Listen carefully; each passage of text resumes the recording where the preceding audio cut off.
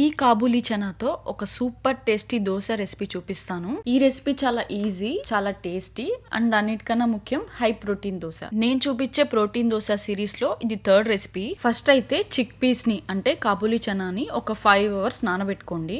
ఆ తర్వాత ఒక మిక్సీ జార్ తీసుకొని నానబెట్టుకున్న చనాన్ని వేసుకోండి. దాంట్లోనే ఒక 1/2 glass ఉప్మా రవ్వ, కొంచెం అల్లం, 2 పచ్చిమిర్చి, 1/2 tablespoon జీలకర్ర, కొంచెం కొత్తిమీర, 2 spoons కర్డ్ వేసి అండ్ అలాగే 1 glass ఫుల్ వాటర్ పోసి దాన్ని మిక్సీ పట్టుకోండి. మీరు మిక్సీ వేసే ముందే సాల్ట్ కలుపుకోవచ్చు, లేదంటే మిక్సీ వేసాకన్నా బెటర్ లో సాల్ట్ కలుపుకోవచ్చు. నేనైతే మిక్సీ వేసిన తర్వాత రుచికి సరిపడా సాల్ట్ వేసాను.